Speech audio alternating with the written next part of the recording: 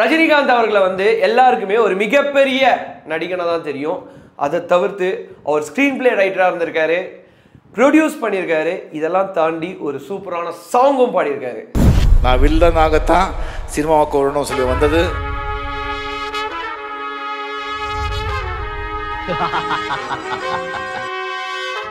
முதலா சிவாஜி ராவோ கைக்வாட் அப்படின்ற பேரை மாத்தி ரஜினிகாந்த் அப்படின்னு வந்து யார் இவருக்கு பெயர் சூட்டினது?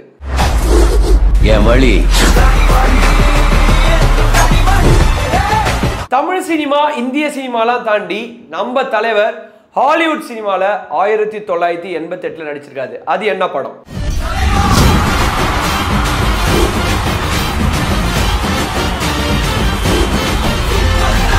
பேரை கேட்ட உடனே சும்மா அதறது இல்ல.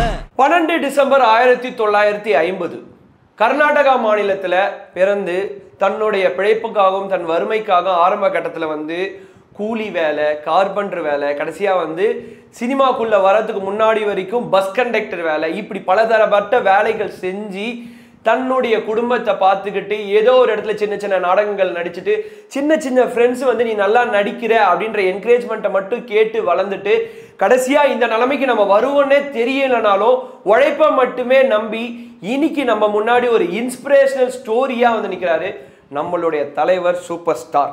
அதான் நான் சொன்ன மாதிரி வந்து 1950 75 கிட்டத்தட்ட 25 வருஷம் சினிமா அப்படின்றது தெரியும். பட் அதுக்குள்ள நம்ம போகுமா, போனால் இவ்வளோ பெரிய அளவுமா அப்படின்றதெல்லாம் அவருக்கு தெரியவே தெரியாது. ஸோ அவரோட பிழைப்பை நோக்கி போயிட்டு இருந்திருக்காரு. அப்படி வந்து போயிட்டு இருக்கும் போது 1974 கே பாலச்சந்திர சார் அவர்கள் வந்து முதலா அபூர்வ ராகங்கள் படத்துல, உங்களுக்கு டைம் இருக்குன்னா அந்த பர்டிகுலர் சீன் வந்து ரஜினிகாந்த் சார் போய் பாருங்க. சூப்பர் ஸ்டார் வந்து ஒரு தாடி, அந்த தாடி வந்து ஒரு யங்கு அந்த 25 இயர்ஸ்ல எப்படி இருக்கும் அந்த அழகு இருக்குல்ல, அந்த அழகை பார்த்தாலே தெரியும். அந்த டைம்ல ஒரு கொடுத்துருப்பாங்க ஒரு இன்ட்ரோ, அந்த கேட்டை ஓபன் பண்ணிட்டு வரா மாதிரி ரொம்ப ஒரு பாவப்பட்ட முகம்.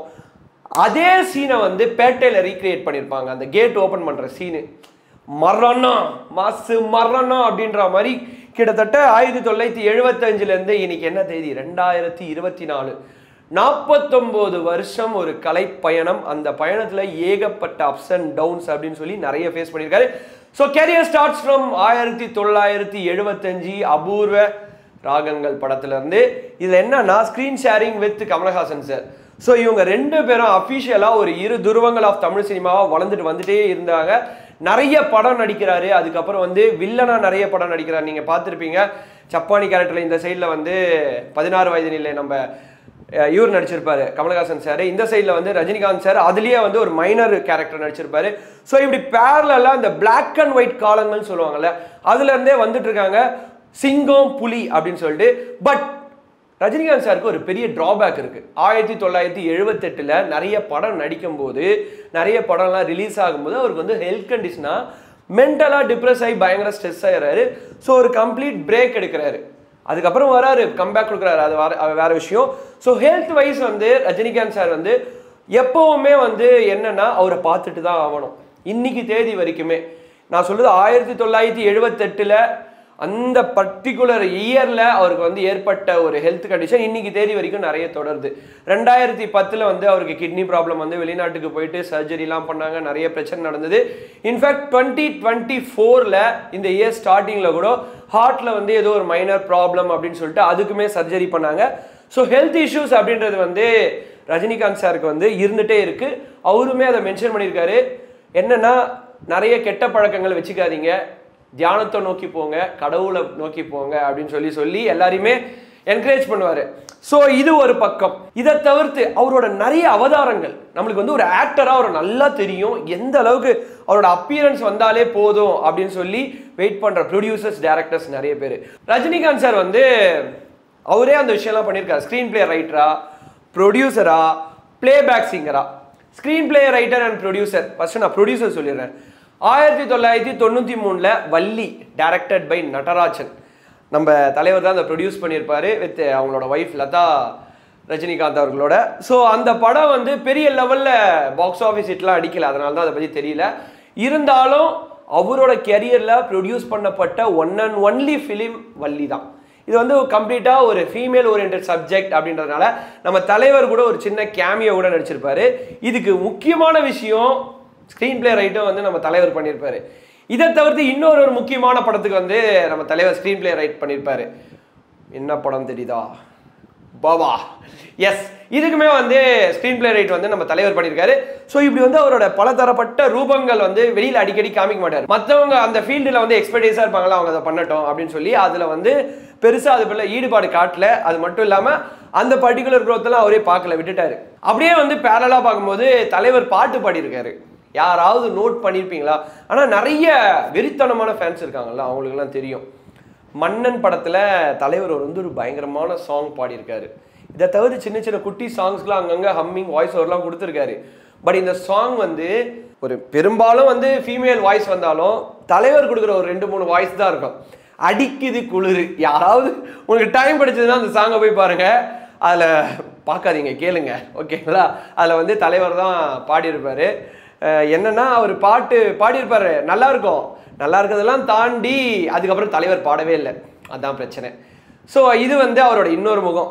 ஸோ தலைவருக்கு வந்து இந்த சூப்பர் ஸ்டார் அப்படின்ற பேர் அவரு கூட நினைக்கல அந்த சூப்பர் ஸ்டார் பேர் வரும் அப்படின்னு சொல்லிட்டு 1978 நடந்த ஒரு இன்சிடென்ட். அந்த இன்சிடென்ட்ல பைரவி அப்படின்ற படம் ரிலீஸ் ஆக போகுது. ரிலீஸ் ஆகிறதுக்கு முன்னாடி இந்த ப்ரொமோஷன் அப்படின்ற வேலை இப்போல்லாம் டிஜிட்டல் மீடியா அதெல்லாம் இருக்குது. அப்போ என்ன பண்ணியிருக்காங்கன்னா, தலைவருக்கு வந்து ஒரு 35 அடி கட் அவுட்டு, பயங்கரமான கட் அவுட், அது பிளாக் அண்ட் ஒயிட் கலர் எல்லாம் கலந்து அடிச்சுக்கிறாங்க. அப்படியே அந்த பாம்பு இப்படி வச்சுட்டு இப்படி பார்க்குற ஒரு ஸ்டில் இருக்குமா, அதை வச்சாங்களா 35 அடிக்கு. ஸோ அப்போ வந்து டிஸ்ட்ரிபியூட்டராக இந்த கலைப்புலி எஸ் தானு அவர்கள் என்ன பண்ணியிருக்காருன்னா, சூப்பர் ஸ்டார் ரஜினிகாந்த் அப்படின்னு மென்ஷன் பண்ணியிருக்காரு. அதை என்னன்னா, ரஜினிகாந்த் சார் அதை பார்த்துட்டு இல்லை எனக்கு இந்த மாதிரி பேர்லாம் வேணாம் அப்படின்னு சொல்லி கால் பண்ணி பேசுறதுக்குள்ள பட்டி தொட்டி எங்கும் அந்த கட் அவுட்டு அதில் மென்ஷன் பண்ண சூப்பர் ஸ்டார் அப்படின்ற பேர் வந்து ரீச் ஆயிடுச்சுன்னா சாண்டி அவருக்கு அந்த பட்டம் இருந்திருக்கு. அது வந்து ஜஸ்ட் வெளியில் அவுட்லைனாக வெளியில் வந்தோடனே மக்கள் இதுதான் அப்படின்னு கன்ஃபார்ம் பண்ணிட்டாங்க. 1978 வந்து இன்னைக்கு தேதி வரைக்கும் 2024 வரைக்கும் முடிசூடப்பட்ட ஒரு சூப்பர் ஸ்டார் அப்படின்னு கூட சொல்லலாம் நம்ம தலைவர் அவர்கள். ஸோ இதை தவிர்த்து தலைவர் அவர்கள் வந்து எல்லாருக்குமே தெரியும், தலைவர் அவர்கள் வந்து ஃப்ரம் கர்நாடகா அப்படின்னும் போது அவரோட பேசிக்கான லாங்குவேஜ் வந்து மராத்தி அண்ட் கன்னடா. பட் இன்னைக்கு நம்ம தலைவரை பார்த்தோம் அப்படின்னா அதை சொல்லவே மாட்டோம், தமிழில் அந்த அளவுக்கு சரளமாக டைலாக்லேருந்து வேற லெவல் பண்ணுவார். இது எல்லாமே 1974 எண்டில் அவர் இங்கே மெட்ராஸ் ஃபிலிம் இன்ஸ்டியூட்டில் வந்து கற்றுக்கிட்ட தமிழ். நீங்கள் ஃபஸ்ட்டு படம் 1975 அபூர்வ ராகங்கள் கூட பார்த்தீங்க அப்படின்னா அந்த தமிழ் சரளம், அதுக்கப்புறம் அந்த படங்கள் 1976, 77, 78 இப்படி எல்லா படத்துலையும் பார்த்தீங்கன்னா அவர் வந்து அப்போ தான் தமிழ் கற்றுக்கிட்டாரு அப்படின்னு யாருமே சொல்ல மாட்டாங்க. அந்த அளவுக்கு வந்து ஒரு சரளமான தமிழ். ஸோ தலைவரோட இன்னொரு முக்கியமான விஷயம் இருக்குது. என்னன்னா, நம்ம எல்லாருக்குமே தெரிஞ்சது அவர் இந்தியன் ஃபிலிம்ஸில் நிறைய ஆக்ட் பண்ணியிருக்காரு, வேறு லாங்குவேஜஸில் வந்து நிறைய ஃபிலிம்ஸ் நடிச்சிருக்காரு. தமிழில் வந்து பெரும்பாலும் படங்கள் தமிழ் தான். பட் இதெல்லாம் தாண்டி 1988 பிளட் ஸ்டோன் அப்படின்ற ஒரு ஹாலிவுட் படத்துலையும் நடிச்சிருக்காரு நம்ம தலைவர். பட் அது நிறைய பேருக்கு தெரியாது. அதில் வந்து ஒரு கேமியோ அப்பியரன்ஸில் வந்திருக்காரு. ஸோ அதனால தெரியாமல் இருக்கலாம். ஸோ இப்படி வந்து நம்மளுக்கு தெரியாத நிறைய முகங்கள் தலைவருக்கு இருக்கு. ஸோ நம்ம எங்கே போனாலும் இனிஷியல் கேரியர் அப்படின்னு வந்து தலைவருக்கு பேசப்படும் போது பஸ் கண்டக்டரா வந்து இவ்வளோ பெரிய ஆளாக வந்திருக்காருப்பா அப்படின்றது மட்டும்தான் தெரியும்.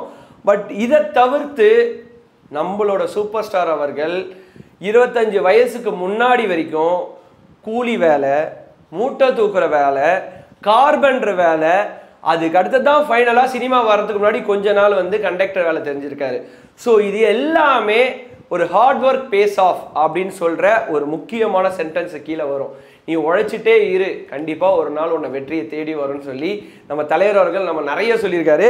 ஸோ இதோட விளைவாக வந்து the first Indian film actor, அவரை பற்றின lesson central board of secondary education CBSE சிலபஸில் வந்திருக்கு. Yes, bus conductor to super star அப்படின்ற ஒரு டைட்டில். வேற யாருக்குமே இந்தியாவில் இப்படி ஒரு சிலபஸ் ஓரியன்டா ஒரு சப்ஜெக்டில் அந்த பர்டிகுலர் லெசன் கிடையவே கிடையாது. Yes, the only person in our India. இன்னும் பெருமை நிறைய இருக்குங்க, சொல்லிட்டே போகலாம் அவரை பற்றி பேசினா. பட் ஆனால் ஒரு குறிப்பிட்ட பெருமை இருக்குல்ல, தெரிஞ்ச பெருமை நிறைய, இது எல்லாம் நிறைய பேருக்கு தெரியாத பெருமையாக கூட இருக்கலாம். தமிழ்நாட்டில் 2 பெரிய ப்ரொடக்ஷன், ஒன்று லைக்கா இல்லைன்னா சன் பிக்சர்ஸ். இதை தவிர்த்து வந்து ஏஜிஎஸ். ஸோ இவங்க எல்லாருமே வந்து ரஜினிகாந்த் சார் அப்படின்னா வந்து 500 கோடி ரூபாய் கூட இன்வெஸ்ட் பண்ணுறதுக்கு ரெடியாக இருக்காங்க. ஸோ மார்க்கெட் வேல்யூ அப்படின்றது நம்ம தலைவருக்கு இப்போ இல்லை, முத்து அருணாச்சலத்துக்கு முன்னாடி இருந்தே இருக்கு. ஸோ அதில் எந்த ஒரு மாற்று கருத்தும் இல்லை. பட் அதை கரெக்டாக யூட்டிலைஸ் பண்ணி எப்பவுமே மேடை பேச்சுக்கள் எடுத்தாலும் சரி, நான் ஒரு நடிகன், நான் நடிக்கிறதுக்கு உண்மையாக என்ன தேவை, தப்பு, அந்த தப்பு நான் எனக்கு கரெக்டாக குத்துடணும் அப்படின்னு சொல்லி ரொம்ப தெளிவாக பேசுவார். அது மட்டும் இல்லாமல் ஒரு டேரக்டர்ஸ் இல்லை ஒரு ப்ரொடியூசர்ஸ் ஏதாவது ஒரு விஷயத்தில் ஆல்ரெடி லாஸை சந்திச்சுட்டு அவர்கிட்ட ஒரு புது ஸ்டோரி எடுத்துகிட்டு வந்து இதை பண்ணலான்னு சொன்னால் அதையும் பண்ணுவார்.